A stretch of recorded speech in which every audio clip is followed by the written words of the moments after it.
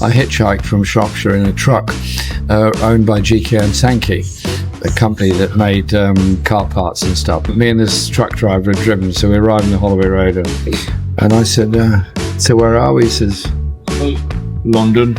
I said, yeah, but which bit of London? He says, I don't know, I'm going the docks. It's okay.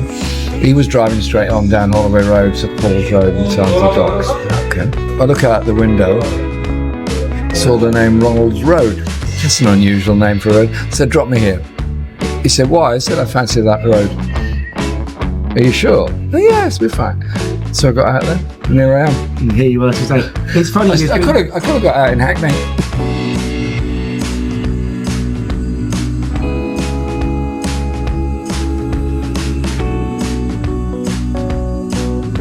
Go along Holloway Road, you see bits and pieces of history. You see up there, just by the archway, the last piece of tram track in the borough, which goes through an archway into what was the tram garage. Wow. And it's just the last bit that's there. Yes. And then you look at the Archway Tavern, centre of the Irish community, centre of the Irish building industry, and that was then put on the Archway Island with all that traffic going around it. Long campaign, got the traffic rerouted, got the Navigator Square in honour of the Irish Tempest. That building over there that is rapidly in need of refurbishment was once the head office of the National Union of Students. Oh wow. It hasn't been well cared for since they left. There's been various owners of it.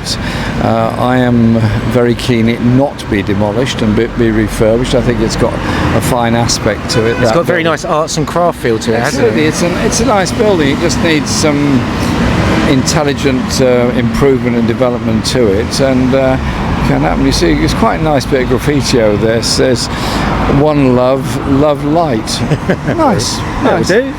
You could have worse graffiti. You could have much worse things. So you've arrived in Archway. It's 1971.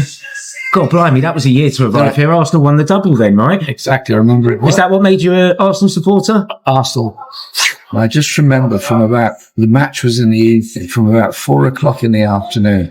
There's cars going through, all trailing Arsenal flags and everything else. They were going to White Hart Lane to win the double. Going to White Hart Lane to win the double, something which It's great. Arsenal won the double at Old Trafford and at White Hart. We've got the National Youth Theatre, which is a lovely building, and I go in there occasionally to see them and see their productions, and they are a national institution, but they do good stuff locally.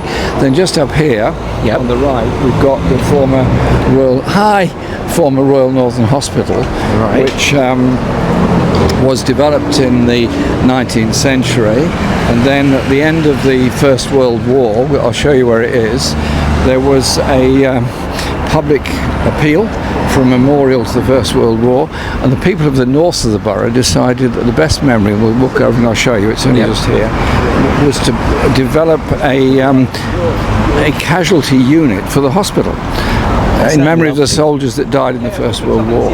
And the archway here, which you'll see it, is where was the entrance to it, and the names of all those from North Islington who died in the First World War are inscribed on the bricks in it. Oh gosh. And then when the hospital closed and the redevelopment came along, we had some robust talks with the developers, should we say.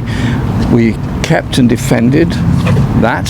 Oh gosh, look how clever that is. And so that's built, and that's a flat above with Isn't that wonderful? With the most massive window there ever was. You see all the names on the gosh. And then what's deeply sad and moving is you look at the number of same surnames. A. Barnes, G.H. Barnes, H. Barnes, M. Barnes, W.O. Barnes. You've got whole families. There's 4 Allens with the E on the end. That's right. There were many pioneers of social change around here. Murray Stopes had a first clinic around here.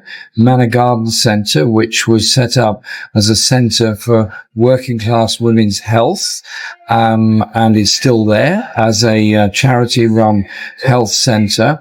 And when the National Health Service was established in 1947-48, when it went through, the women who were the managers of it went to CNR and Bevan because they didn't want to lose their centre. Right. And now this was a big ask of Nye, who was very demanding of the NHS being all-encompassing.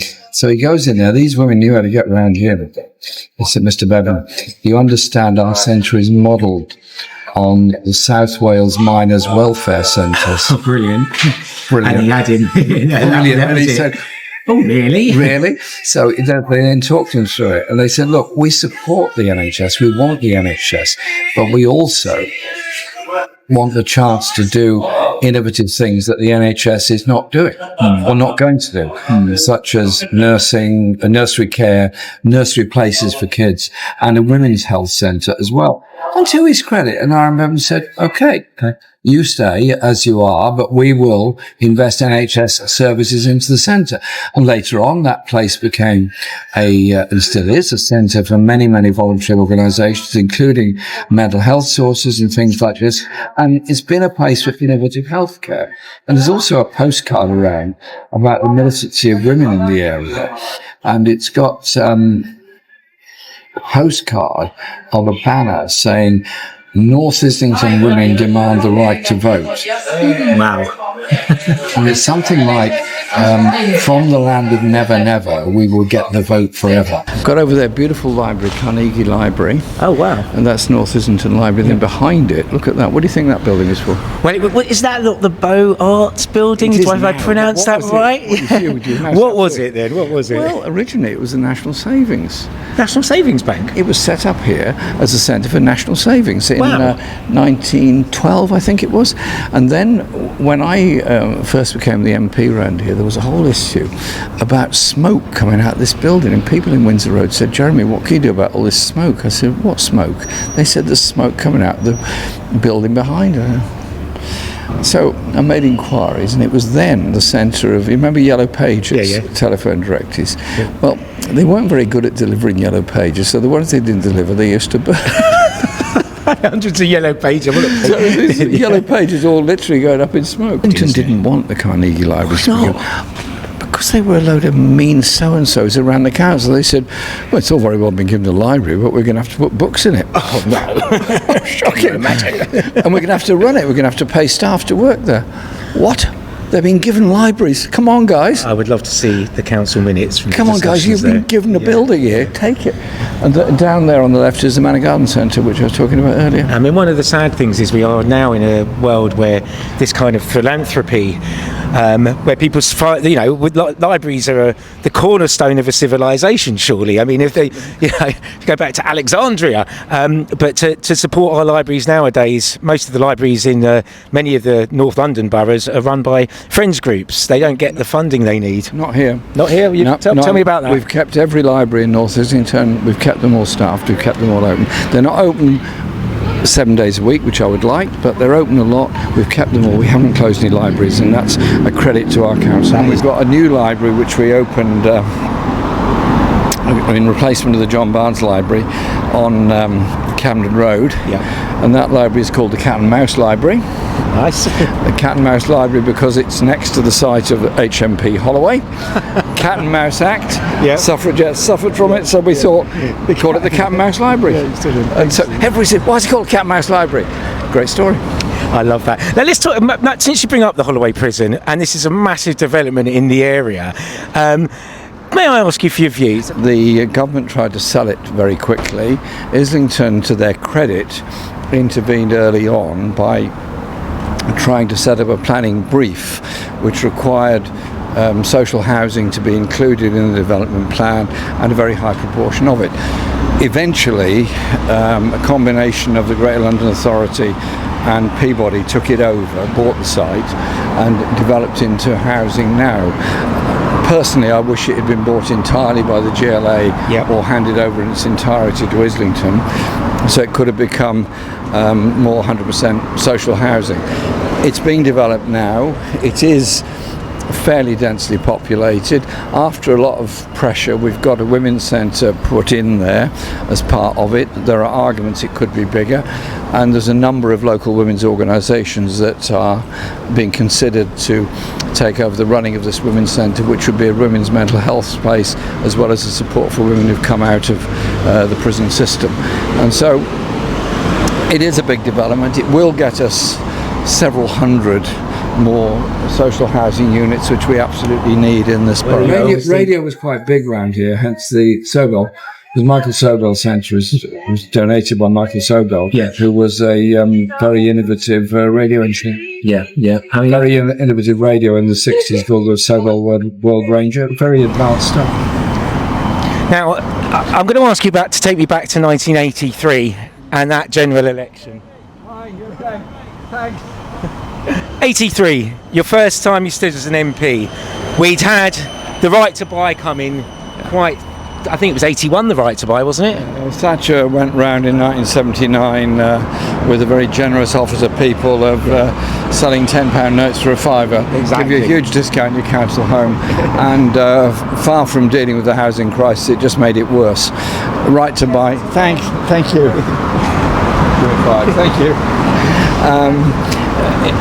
If the family that buys it stays in it, it doesn't make a whole lot of difference, but that doesn't happen. No. Most of the right to buy places end up in the private rented sector, and the rent levels become 2 or 3 times that. I am not in favour of the right to buy. I want to see a development of good quality housing by councils, also support for people to buy through public sector mortgages. And at one time Islington were offering people who wanted to leave council housing and buy their own £20,000 in order not to come back into council housing and buy their own. That seemed to me a sensible thing to do. We'll stop this conversation for a moment, let you say hello to people. He's an absolute legend, what he does for everyone. He's a genuine heart. I really wanted it to be Jeremy Corbyn, Prime Minister, and Sanders to be President of America at one stage. The world will be a different place, wouldn't it? Let's face it, come on. We've got to keep fighting for the truth, and he does that relentlessly. How have you been? Very well, thanks. Very well. Yeah. And what are you up to these days? Because you help me when I'm asked asylum. Yes. You give me later. Now I'm sorted. okay. I have business here, shop.